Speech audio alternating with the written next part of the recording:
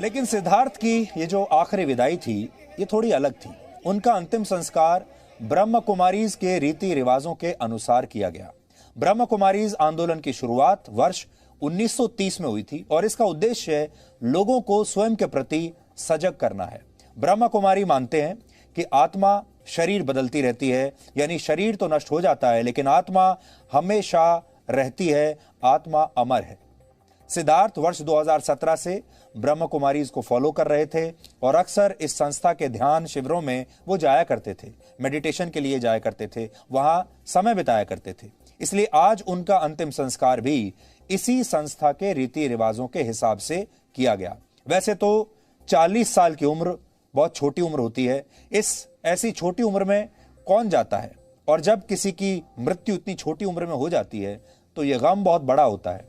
और हमारे लिए और आपके लिए जो उनको नहीं जानते थे ठीक से, हमारे लिए तो ये बातें करना आसान है। ये बात आज उनके परिवार से पूछिए, उनकी माँ से पूछिए, उनकी बहनों से पूछिए, या जो उनके करीबी दोस्त थे उनसे पूछिए कि जब कोई व्यक्ति इतनी जल्दी चला जाता है तो उन पर क्या बीतती है।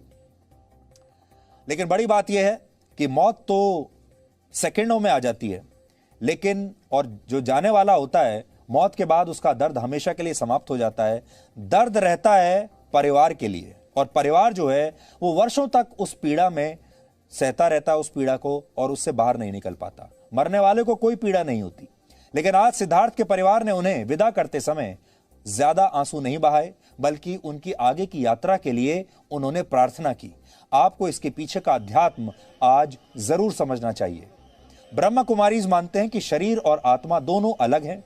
शरीर नष्ट हो जाता है लेकिन आत्मा अमर है, आत्मा हमेशा रहती है और आत्मा अपनी अगली यात्रा के लिए निकल जाती है। इसलिए जन्म की शुरुआत से ही आत्मा को मजबूत बनाने पर ध्यान दिया जाना चाहिए। इसलिए जब ब्रह्म कुमारीज का पालन करने वाले किसी व्यक्ति की मृत्यु होती है तो उसके शरीर को पहले तिलक लगाया जाता है, उस पर चंदन छिड़का जाता है, उसके पार्थिव शरीर के आसपास ओम की ध्वनि के साथ जाप किया जाता है। लोग मृत शरीर के पास बैठकर मेडिटेशन करते हैं, यानी ध्यान करते हैं, और यह सब इसलिए किया जाता है ताकि आत्मा अपनी अगली यात्रा पर दुख के साथ नहीं बल्कि दुआओं और प्रार्थनाओं के साथ सकारात्मक तरीके से आगे बढ़े। इसलिए सिद्धार्थ शुक्ला का अंतिम संस्कार भी ठीक ऐसे ही किया गया।